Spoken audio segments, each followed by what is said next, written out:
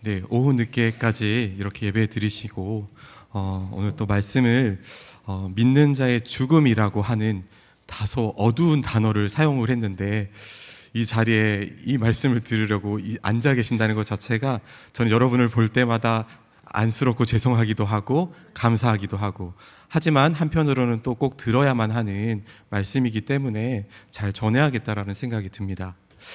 여러분, 어제 교사 대학을 하면서 한 강사분께서 학생들 공과 시간에, 특별히 이제 중고등학생 공과 시간에 아이들 얼굴이 어떠냐 물어봤어요.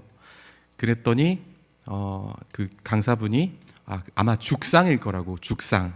죽상이 뭡니까? 죽을 상이죠. 왜 교회에 와서 죽을 상을 하고 있을까요? 교회는 생명이 넘치는 곳인데. 자, 교회에서 죽을 상을 하고 앉아 있는 게 과연 은혜가 되는 일일까요? 이렇게 질문을 던져보고 싶습니다. 죽음이라고 하는 것, 우리가 교회에서 사실 낯설고 별로 듣고 싶지 않은 단어들이지만 사실 굉장히 많이 듣는 일이잖아요. 그리고 경험하는 일이잖아요. 오늘 말씀에서 이 사도 바울 또한 이 죽음이라고 하는 굉장히 조금 기분이 좋지 않게 하는 그런 일들을 앞두고 고백을 하고 있다는 것, 여러분이 다 보셨습니다. 자, 선한 싸움이 끝나고 면류관을 얻을 날이 곧 다가오리라.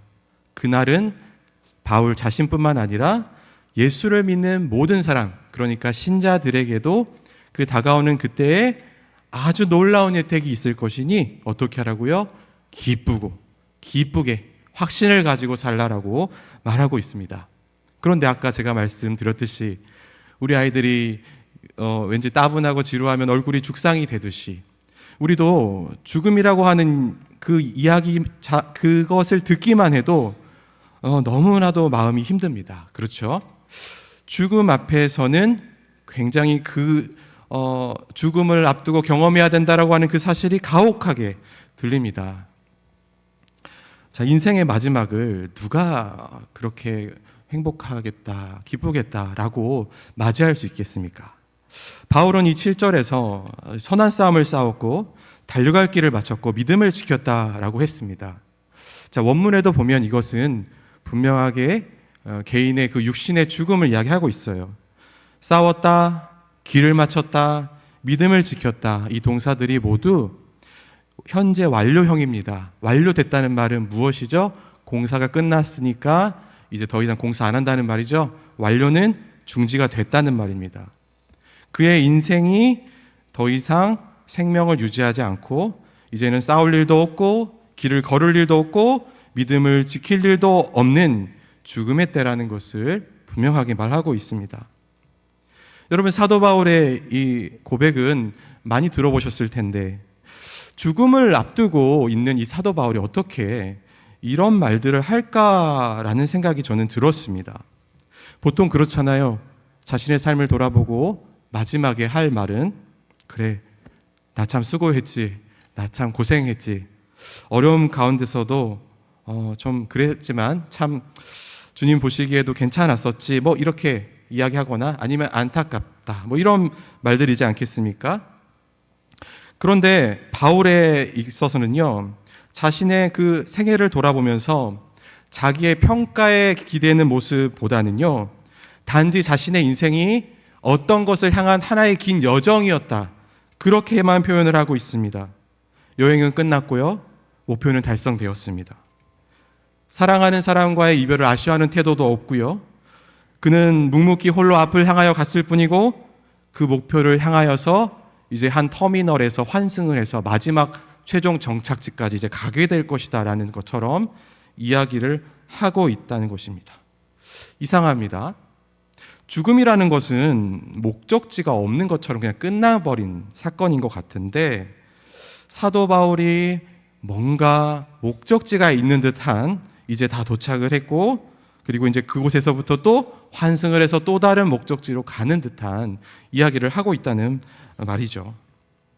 제가 오늘 여러분과 함께 나누고 싶은 것이 이것입니다.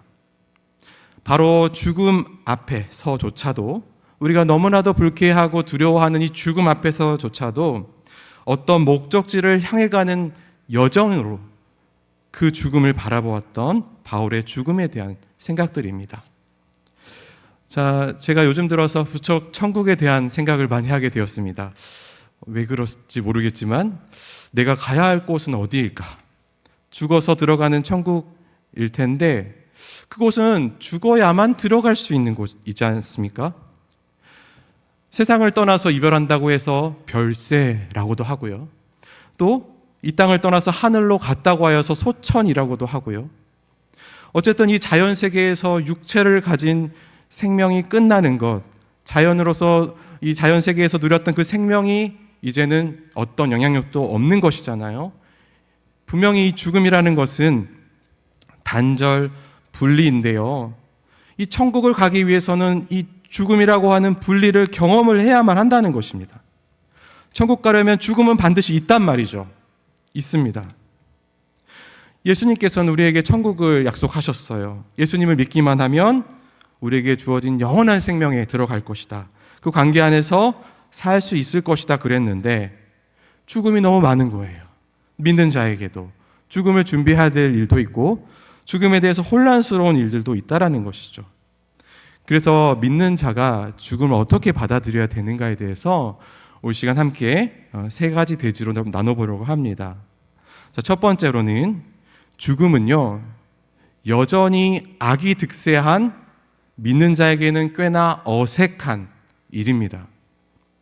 최근에 그 이스라엘의 그 팔레스타인 전쟁 있잖아요.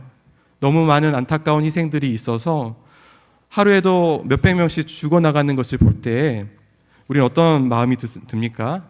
그들이 불쌍하기도 하지만 그 생명이 죽음을 맞이하는 것이 얼마나 공포스럽습니까? 자고 일어났더니 내가 죽음을 준비하지도 못한 채 죽어있는, 내 가족이 죽어있는 그 모습을 볼 때에 얼마나 죽음이라는 것의 그 끔찍함에 다시 한번 놀라게 됩니까? 전쟁만이 그런 것이 아니죠. 질병이라든지 사고라든지 여러 가지 자연적인 노화에 의해서도 사람은 죽게 마련입니다. 어떤 이유에서든지 사람은 죽고 이 비참한 죽음은 계속해서 지금까지 있어 왔습니다. 여러분, 이게 대체 우리에게 무슨 의미일까요? 전도서 3장 19절에서는 이 사람의 비참한 죽음을 동물의 죽음과 비유하여 말하고 있습니다. 제가 읽어드릴게요. 인생이 당하는 일을 짐승도 당하나니 그들이 당하는 일이 일반이라 다 동일한 호흡이 있어서 짐승이 죽음같이 사람도 죽으니 사람이 짐승보다 뛰어남이 없음은 모든 것이 헛됨이로다. 여러분 잘 들어보십시오. 인생이 당하는 일을 짐승도 당하나니 그들이 당하는 일이 일반이라. 사람 죽는 것과 짐승 죽는 것이 죽음으로서는 똑같은 비참함이라는 것이죠. 결국 이 생명이 끝날 때 인간은 너무나도 비참한 거예요. 사람이라서 고귀하게 죽을 줄 알았는데요, 그렇지가 않고 이 동물이 죽는 것처럼 뭔가 너무나도 허전하고 허무하고, 그래서 사람은 죽음 앞에서 허물을 느끼게 됩니다. 죽음 앞에서는 이 전도서의 고백처럼 모든 일이 헛된 것처럼 느껴집니다. 사람의 존재도 아무런 덫이 없는 것처럼 느껴집니다. 그래서 잘 들어보십시오. 이 세상에서의 죽음이라고 하는 경험은요, 우리에게 너무나도 큰 벌을 내리는 것과 같은 느낌을 줍니다. 그렇지 않습니까? 그렇죠. 나 혹은 내 가족, 내가 아는 누군가가 이 죽음이 마치 법정 선고처럼 내려졌을 때 그것은 벌 같아요. 벌같이 느껴집니다.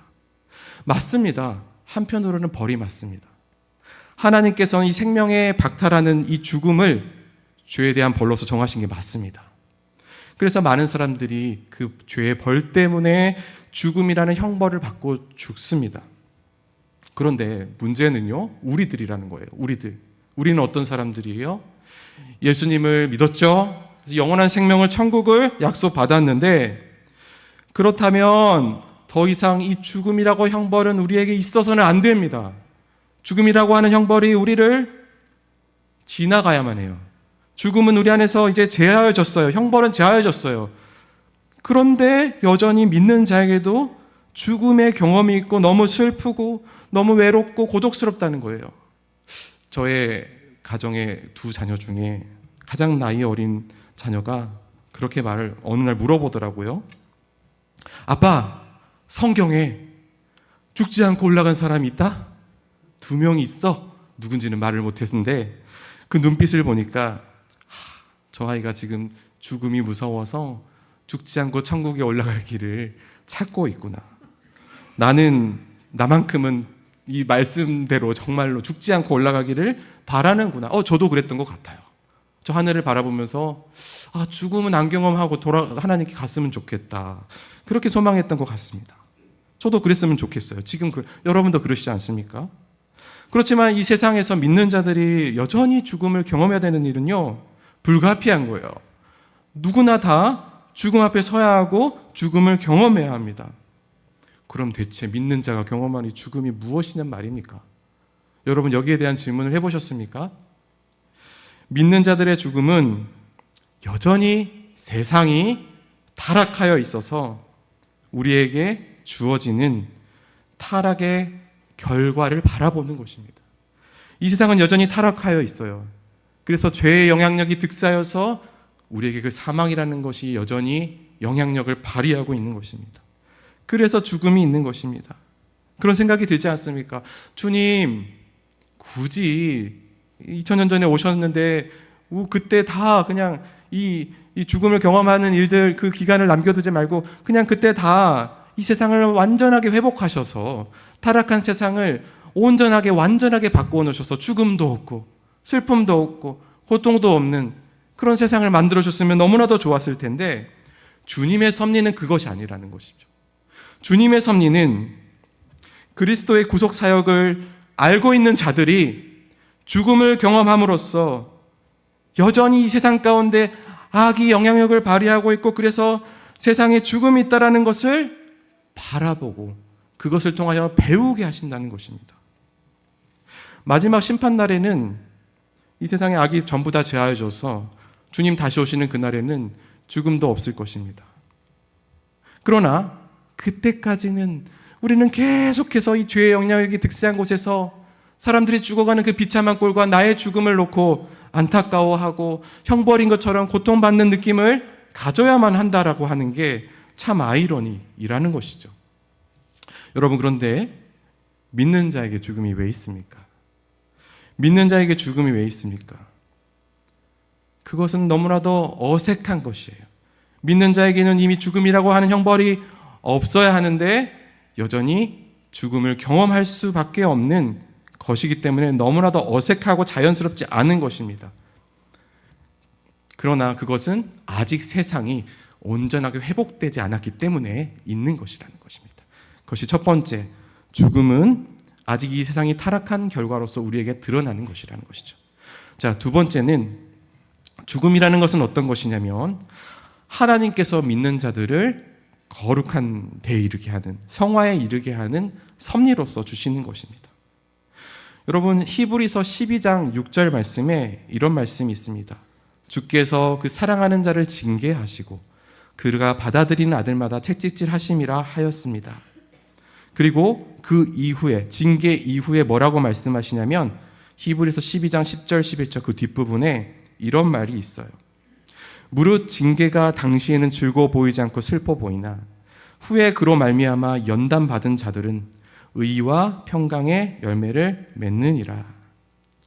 여러분 죽음은요 그 자체가 목적이 아닙니다.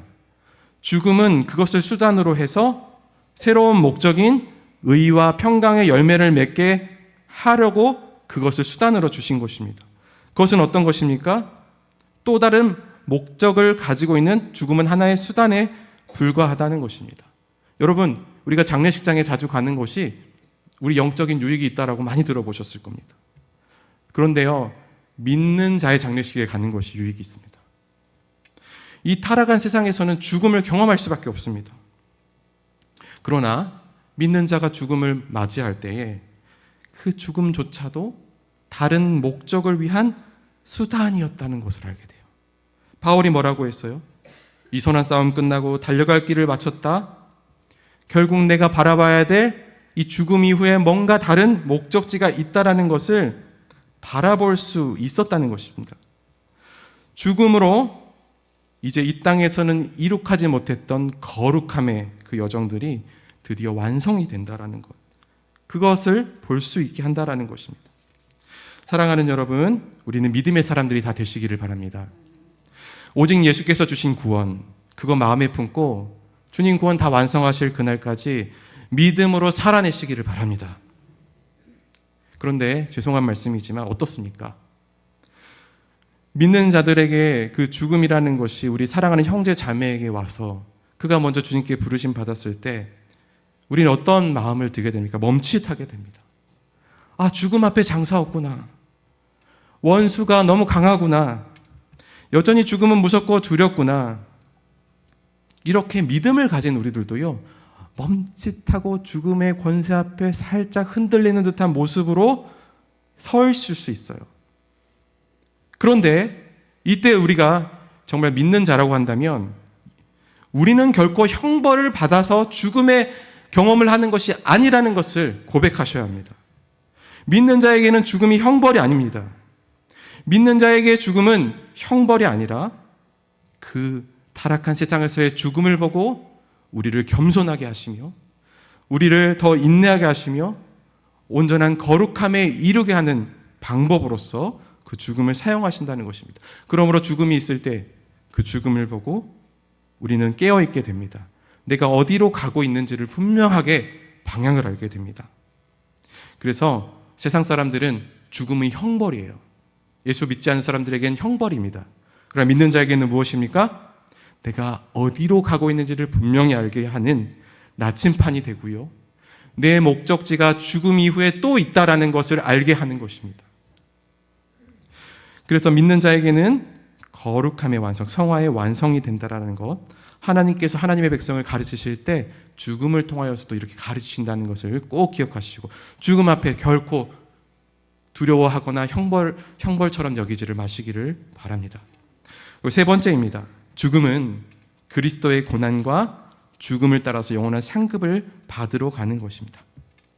여러분, 바울은 이제 후로는 나를 위한 의의 면류관 예비되었다고 했습니다. 여러분, 사람이 죽어도요, 육신과 영이 이제 분리가 되어서 이제 육신은 자연 세계로 돌아가지만 영은 어떻게 됩니까? 사라지지 않고 있습니다. 바울도 이제 곧 육신이 죽고 영이 분리되어지는 경험을 하게 될 것입니다. 그러나 그의 영은 사라지지 않고 주님 다시 오실 그때에 주님을 만나게 될 것입니다. 그때 의의 면류관을 받게 될 것입니다.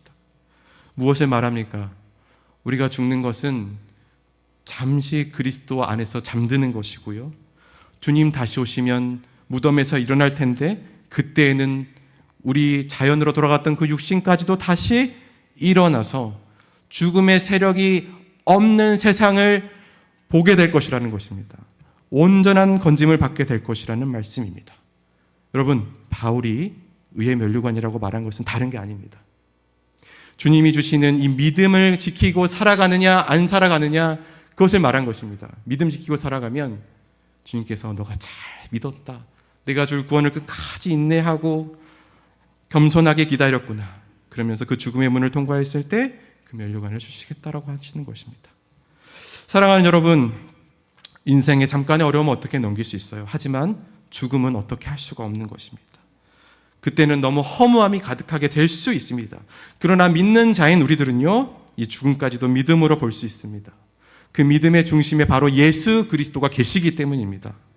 그 예수 그리스도께서 십자가에 피 흘려 죽으셨고 영원한 생명을 우리에게 주셨고 우리와 함께 계시기 때문에 그 죽음까지도 믿음으로 볼 수 있습니다.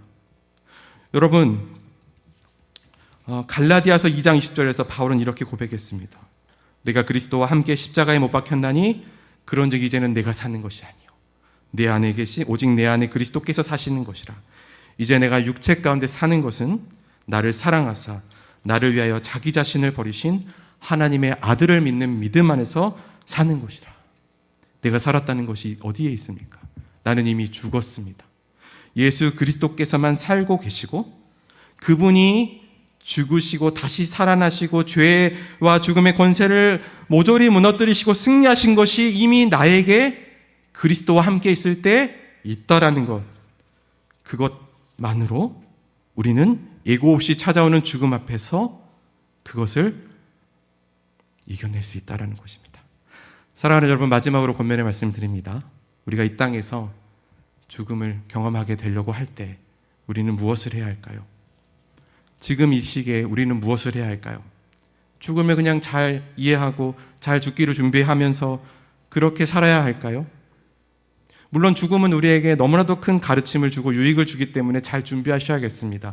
그러나 그것보다 더 우선적인 시급한 일이 하나 있습니다. 무엇입니까? 이 땅에서 육체적인 죽음을 맞이하기 전에 이 땅에서 우리의 해야 할 일이 바로 이 세상에서 믿음 지키고 사는 일이라는 것을 잊지 마셔야 한다는 것입니다. 우리는 그것을 거룩이라고 불러요. 여러분, 이 땅에서 사시는 동안에 거룩함은 오직 예수 그리스도의 그 복음을 붙잡을 때에만 그 거룩함을 지켜낼 수 있습니다. 우리의 믿음이 포기되어지지 않습니다. 육체의 정욕 앞에서도 그리스도의 복음이 있다면 무릎 꿇지 않습니다. 다시 죄의 종으로 살겠다고 그리스도의 복음이 있다면 세상으로 돌아가지 않습니다. 물론 거룩은 이 세상에서 완성되는 것은 아닙니다. 죽어 세상을 떠나야지 그 거룩의 숙제라는 것은 끝나게 되어집니다. 그러나 그 주님의 복음이 우리에게 거룩을 요구한다라는 것, 그것은 결코 우리의 생활이 단지 구원을 받아서 그저 죽음을 준비하는 것, 이것으로 결론 나지 않는다는 것을 말합니다. 여러분, 주님과 다시 만나게 될 때에 내 모습이 거짓도 없고 허물도 없고 온전한 모습으로 주님이 보시는 아름다운 형상으로 바뀌어져 있을 텐데, 그것을 생각할 때에 주님께서 우리에게 주신 그 예수 그리스도의 복음이 얼마나 우리에게 그것을 요청하시고 요구하신다는 것이 느껴지지 않습니까? 주님이 우리를 다시 만나게 될 때에 그 복음을 통하여서 우리가 거룩하여져서 의의 면류관을 씌워주실 때 그렇게 만나기를 기다리고 계신다는 것입니다. 혹시 그런 거룩함을 향한 열정이 없으시다고 한다면 정말 큰일 날 일입니다. 주님은 우리가 영원히 살 때에 우리의 거룩함의 모습으로 함께 사신다고 하셨습니다. 여러분, 믿음이란 무엇입니까? 믿음이라는 것은 결코 구원에 대한 관심이라든지 구원에 대한 확신만으로 끝나지 않습니다. 믿음이라는 것은 오직 예수 그리스도가 그에게 함께 있느냐 없느냐로 판가름 날 수 있을 것입니다. 그렇다면 예수 그리스도께서 함께 계신다고 하면요, 이 땅에 죽음이라는 것이 다가온다 할지라도요, 그때는 담대해질 수 있을 것입니다. 그리고 안타깝지만 예수 그리스도가 계신다고 한다면 주님이 싸우셨듯이 치열한 영적인 싸움이 있을 것입니다. 예수 그리스도가 계신다고 한다면 그곳에 눈물 골짜기가 있을 수 있습니다. 그렇지만 거기에는 또한 죽음을 이기고 승리하신 그리스도에 대한 영광도 있을 것이라는 사실입니다. 사랑하는 여러분, 이제 우리의 관심을 옮겨가시기를 바랍니다. 죽음 그 자체의 의미를 두기보다는 그리스도의 그 복음으로 우리가 거룩하게 되는 데 집중하실 수 있는 여러분들이 다 되시기를 바랍니다. 믿음의 내용이신 오직 예수 그리스도가 우리의 목표가 되는 우리 종암제일교회 성도님들이 다 되시기를 바랍니다. 그래서 우리가 이 세상에서 살아서 주님께 올라가는 것보다 주님을 만나서 주님을 닮아가면서 이 세상의 고난을 채워가며 그리스도의 영광을 채워가는 삶이 너무나 우리를 강하게 지배하여서 죽음이라고 하는 그 공포에 떨지 않아도 되는 그런 놀라운 은혜를 다 입으실 수 있기를 바랍니다. 기도하겠습니다.